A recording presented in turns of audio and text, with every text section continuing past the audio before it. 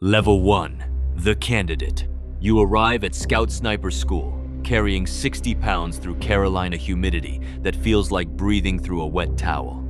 The instructors are already evaluating you, sorting candidates into categories you'll never see. The attrition rate is 70%. 7 out of 10 will be gone. Nobody tells you where you stand. The first week isn't shooting, it's stalking. Moving across open terrain without being seen. You crawl inches at a time while instructors scan with binoculars. If they spot you, you start over. You build a ghillie suit from burlap and vegetation, turning yourself into something that barely looks human. You learn that patience is more valuable than accuracy. Candidates drop quietly. Some quit, some are cut. Some just disappear between formations. You stay. Not because you're the best, but because you refuse to leave. The shooting phase humbles you. Precision at 1,000 yards isn't talent. It's math, physics, discipline. Wind bends bullets in invisible patterns. Gravity punishes estimation. The fundamentals you thought you mastered are still forming. The final field exercise strips you down. 4 days, minimal sleep, evaluated stalks, scored shots under pressure. Some break after performing perfectly for weeks. The instructors aren't just testing skill, they're testing psychology. You discover something useful. Pressure quiets you. The chaos simplifies. You graduate near the bottom third. Not exceptional, not weak, just capable. You ship out. Level 2. The Spotter. Your team leader Reyes has 4 deployments and eyes that never fully rest. You're the junior member. You spot. The shooter pulls the trigger. You do everything else. Range, wind, target confirmation, documentation. You're the external brain. Your first deployment is to a country you won't name. The enemy wears no uniform. The rules shift weekly. Your first kill as a spotter is a man with an RPG. Reyes takes the shot at 800 meters. You call wind, confirm target, watch through glass as the round lands before the sound arrives. You expect emotion. Instead, you feel professional satisfaction. Reyes watches you carefully afterward. He's seen new spotters fracture when theory becomes reality. You don't fracture. Over months, you learn what school couldn't teach. How morning air behaves differently than afternoon thermals. When not to take the shot. How to swallow frustration. How deployments move in waves intensity followed by waiting.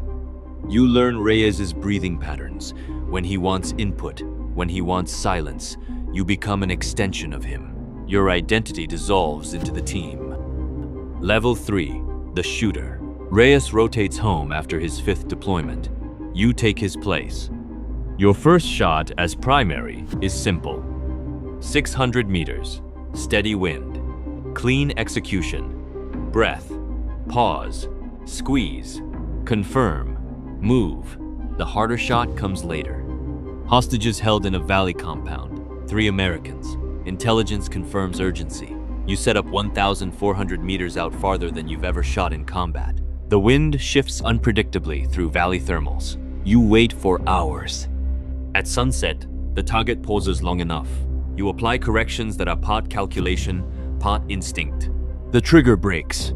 The guard falls. The assault begins. 20 minutes later, the hostages are airborne. This one feels different. Not triumphant. Not clean. Just heavier in another direction. Level 4. The Instructor. You return to the school. Now, on the other side. Teaching exposes gaps in your understanding. Explaining forces clarity. You realize mastery isn't execution, it's articulation. You watch candidates struggle with the same fundamentals you once fought.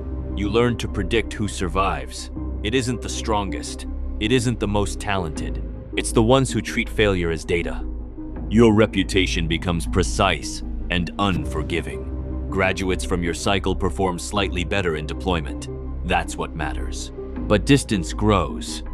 You maintain skill on the range, but something dulls not technically, but psychologically. The readiness for violence becomes theoretical. You miss the clarity of combat. When offered another deployment, you accept. Level 5. The Team Leader. The unit is younger now. Technology evolved. They call you Old Man. Experience compounds. You've seen good shooters fail under pressure, and average shooters rise through discipline. You lead accordingly. You take a 1,700-meter shot under time pressure, difficult angle, shifting wind. The target moves unpredictably. You take it because losing the opportunity would be worse. The shot becomes legend, slightly exaggerated each time it's retold. You don't correct it. The shot that matters more is the mistake. Bad intelligence, perfect execution, wrong target, a civilian. The reports call it collateral damage. The honest word is different. The review board clears you. The rules clear you. The face doesn't. You carry it. Because feeling something is better than feeling nothing. The soldiers who feel nothing worry you more than the ones who struggle. Pain proves the conscience still functions. Level 6. The Master. The title isn't official. It's earned by survival. You rotate between deployment and development, testing new systems optics that calculate ballistics automatically, rifles that compensate for environment. Engineers believe automation removes error. You know human variables create both failure and judgment. Make it too automatic, and you remove conscience from the equation. Your final deployment is your easiest and your hardest. Routine operations, professional shots. You don't realize which one is your last until you're already home. 22 years. Hundreds of operations. Kills you stopped counting because counting felt wrong. You shaped shooters who are now shaping others. Your techniques continue without your name attached. What you carry home stays with you. The hypervigilance that doesn't shut off in grocery stores. The relationships that couldn't survive repeated absences. The memories triggered by smells and sounds. But also the math of prevention. Hostages rescued. Convoys protected. Attacks stopped before they happened. The equation never balances perfectly. It isn't meant to. The rifle goes into a case, the case into a closet. The identity remains beneath civilian clothing. Some nights you dream of shots you didn't take, targets that moved before you decided. You wonder what those lives became. You'll never know. The work was always one shot at a time, one breath at a time, and then it was over.